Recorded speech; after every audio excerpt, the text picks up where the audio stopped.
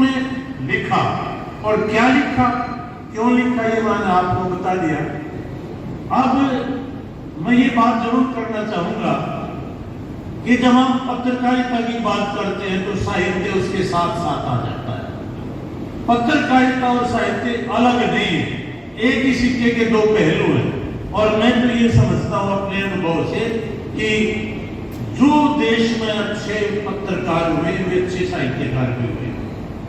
मेरा भी सौभाग्य है कि मेरी जीवन यात्रा, लेखन यात्रा भी पत्रकारिता से आरंभ हुई थी, और बहुत सारे उदाहरण हैं, अच्छे लेखक वैसे भी हैं, मगर पत्रकारिता ने बहुत सारे बढ़िया बढ़िया लेखक दिए हैं। तो ये दोनों एक ही सिक्के के दो पहलू हैं। पढ़ते उन्होंने जो एक शब्द के ऊपर, अनस्थिरता शब्द के ऊपर एक शब्द अनस्थिरता, उस समय के धुरंधर विद्वान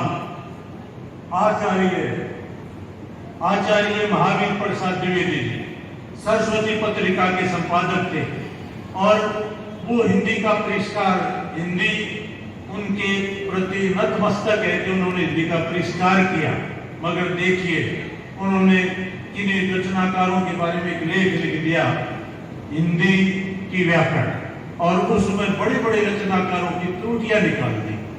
उसमें बालकृष्ण के भट्ट जी के बारे में लिख दिया, उनकी एक रचना के बारे में उन्होंने एक शब्द प्रयोग किया था, अस्थिरता। तो आचार्य द्विवेदी जी ने लिख दिया कि अस्थिरता नहीं होती, ये तो अनस्थिरता होती है। और इस एक शब्द अनस्थिरता के ऊपर 10 लेख भारत मित्र में लिखे गए, 10 सरस्वती पत्रिका में लिखे गए, और भी लोग बंगभाषी जो उस समय के वो थे मुख्य संपादक, वो भी खुद पढ़े, उन्होंने कई लेख लिखे। ये लेख भी अभी तक बिखरे पड़े हैं, इनके ऊपर बहुत अच्छा शोध कार्य हो सकता है, संकलन हो सकता है, वो भी नहीं हुआ है। तो कल हम बात करते हैं, इसलिए मैं उसको कल से जोड़ रहा हूँ, वो भी नहीं हुआ है। और एक मेरी अपनी सोच है, गलत भी हो सकती है, तो उनको हिंदी साहित्य में जो कम स्थान मिला उनको भी, और उनके कारण हरियाणा को भी, उसका कारण ये भी हो सकता है कि वे द्विवेदी जैसे महान धुरंधर से टकरा गए, और वो तो बहुत उस समय का बड़ा नाम था, और फिर उसका ये परिणाम हुआ कि ये कह के कि ये निबंधकार और पत्रकार थे, हिंदी साहित्य के इतिहास में डाल दिए गए।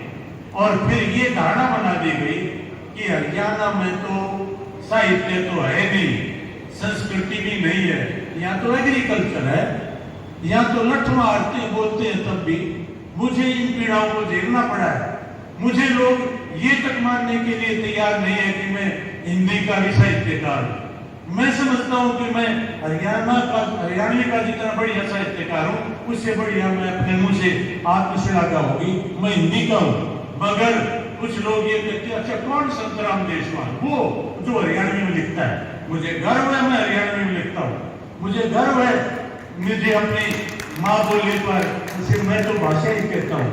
और लोग फिर ये कह के हमें ना करते रहे, मगर मैंने किसी को भी आड़े नहीं आने दिया, और ईश्वर से प्रार्थना की, और गुप्त जी जैसी आत्माओं का मेरे ऊपर आशीर्वाद रहा कि आज मैं इस मुकाम पर पहुंचा हूँ। तो कुछ नहीं, अब भी मैं साहित्य का विद्यार्थी अपने आप को मानता हूँ, मगर मैंने जो काम किया है वो गुप्त जी की प्रेरणा से किया है, माधव प्रसाद मिश्र की प्रेरणा से किया है, उनका साहित्य पढ़ के किया है, निश्चल दास जी की प्रेरणा से किया है, यहाँ के साहित्यकारों को पढ़ के किया है, और लड़ के विश्वविद्यालय में शोध करवाए इन सब के ऊपर।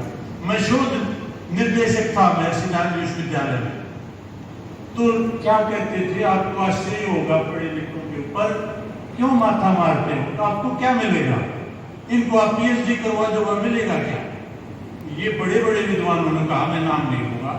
और फिर जब बात आती थी नहीं करवाऊं भाई, तो ये कहते थे फिर आप ना ये करवाओ, वो उपन्यास करवाओ, मैं क्यों करवाऊं?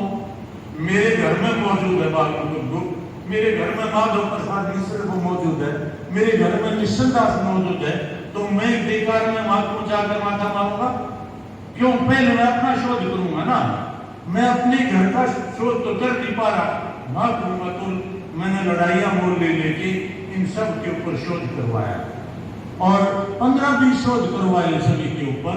और मैं समझता हूँ कि फिर मैं किसी के ऊपर कोई एहसान नहीं कर रहा।